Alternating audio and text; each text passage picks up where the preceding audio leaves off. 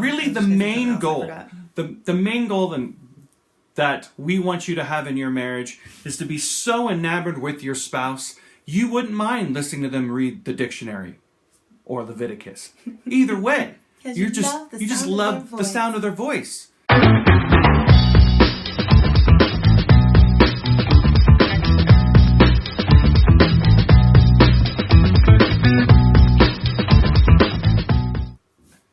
I feel like I have a mop on my head.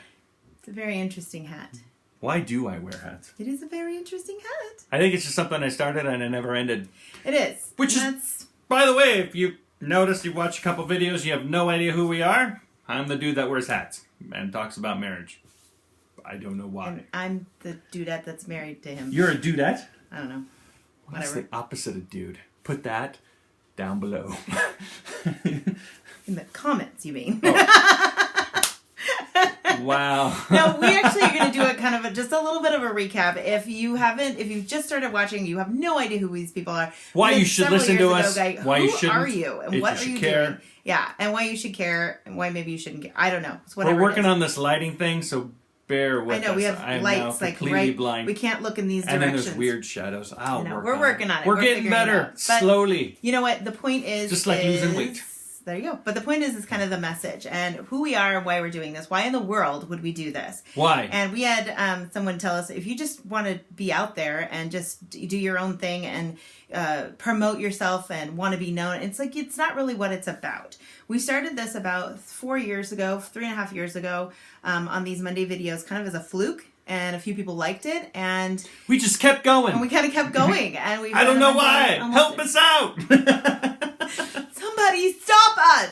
No. Well, I think the biggest thing is that we are Christians. It's okay that if you're not a Christian and you like what we're saying, listen to us anyways. The thing is that relationship advice in our what I notice is that when Christians talk about marriage, they really don't talk about the nitty and gritty. Is this okay to do things? It's more of this, shh, let's not talk about sex at all. It's just a thing that kind of happens. And hopefully kids our children randomly will grow up and, right. Kids will grow up and know exactly what to do. And so it kind of started as a Christian sex ed marriage thing, and then it's evolved more into, hey, we don't really talk about the hard stuff in marriages in churches or in society, where we have a generation of, if it's broken, let's just throw it away and replace it. But you can't really do that and have a successful marriage. Right. And then that's why we now have a person getting divorced 6 times in their life. It's because it wasn't working or got really hard, so let's just throw it away and find a new one. Obviously. And I understand that there are other reasons like affairs and all of that, but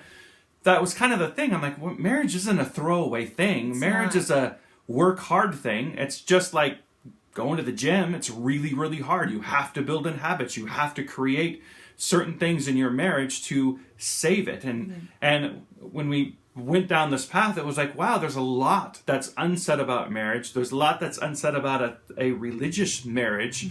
And we just kind of want to ride that line of, look, if you're a Christian, is it okay to bring toys into the bedroom?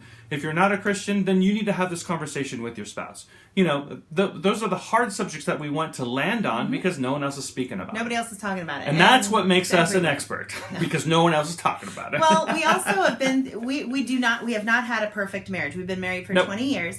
And the first few years were very rocky because you're young, you're trying to figure things out, you don't know how the other person acts on things. You really don't get to any nitty-gritty stuff till you've been married for a little bit. For about 5 years. About 5 years. And then about 10 years in, we had kind of some big upset stuff that we really needed to work through and forgive through and have grace through. Job relocation, it's huge a lot. Life selling things. Houses and marital stuff that we've worked through. And because we've come out of that and we know how to communicate now, we can have a conversation, we can resolve conflict, we know how to encourage each other, build each other up, be considerate of the other person at all times, so as much as possible. We feel like if we can do this and come back from wherever we've been, anyone can do this. But it does take work, it does take time, and we just want to give you guys tools. And it does take creating habits. Absolutely. And that's the major thing of almost anything great in your life. If you really want those 6-pack abs, guess what you're doing? You're creating habits. Yeah. And it's funny, our pastor just talked about that. Next week, I want to dive a little bit more into how you can create habits in your marriage and how to avoid the habits that are not as good for your marriage. Really, the main goal, the main goal that we want you to have in your marriage is to be so enamored with your spouse, you wouldn't mind listening to them read the dictionary or Leviticus. Either way, you just love the sound of their voice.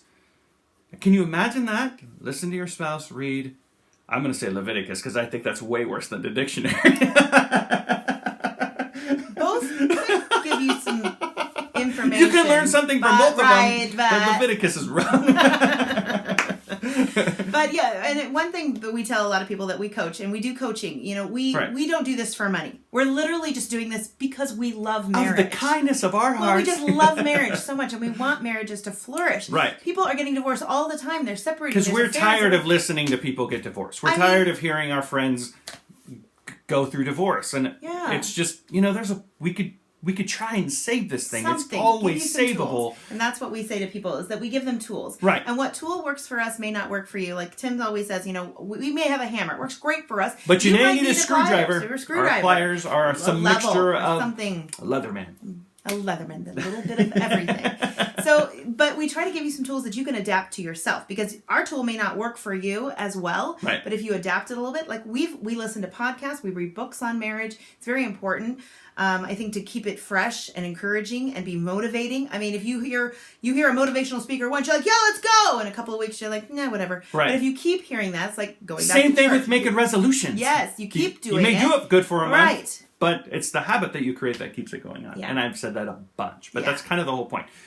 Almost every single of our videos ends in having a conversation. Because if you don't have the conversation, then nothing's going to get better. And that's kind of the reason why we want to bring up topics that will spark a conversation. We want to bring up topics that are borderline iffy gray area to spark a conversation of something that you may have never talked about before. Mm-hmm. Like positions you want to try or weird things.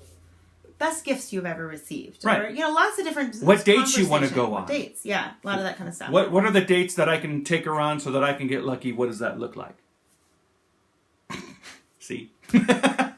That's not a conversation. That's a video. It could be. Anyway.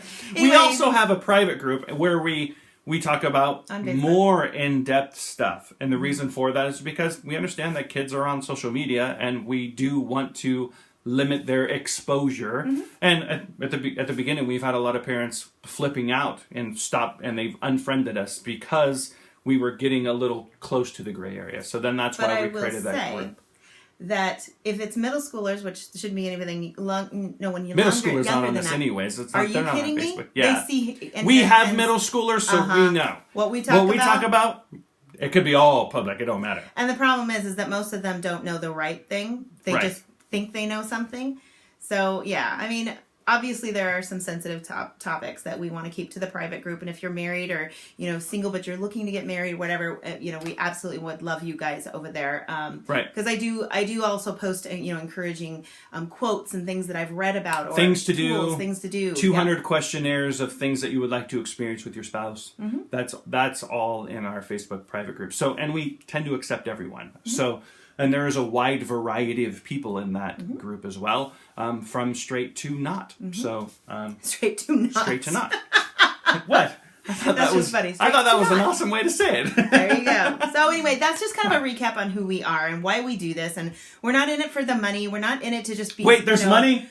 No. Oh. But we do coaching. We do one-on-one, especially local stuff. We can, talk to you over. So if Facebook. you have any questions, question. DM us, and we will keep everything private. Absolutely. We'll have a phone call conversation if you're even not in our state. We'll come and meet you if you are. But it's really just about encouraging you to have the best marriage you can and walking you through that. Yeah. So, and we, like I said, We'll give our shirt offs our backs if you will have a better marriage. But trust me, you want to leave my shirt on because it's all muscle mine and too, because that would be a completely different group. What? Oh. Why is it always got to be about you? And we also wanted to communicate that marriage can be really fun. Yes. And not that we want to silly. Get rid of the whole poking fun at one another, because it actually draws you closer together when it's acceptable between the both of you. Yeah. When we got married, I poked fun at her and I made her cry. Now I could poke fun at her and she laughs. But he doesn't do it in the same way. Big difference. But that's next week's topic. I do want to bring that up next week. Oh, Yeah. All right. Okay. We'll poke fun at you next love week. You guys. HaveAMarriage.com on Facebook, I forgot on about Instagram, all of that on stuff. Twitter. We are on trying to be YouTube. everywhere. We're redesigning the site to make it more user-friendly. If you have any suggestions, please let us know. If we're behind on something, please let us know.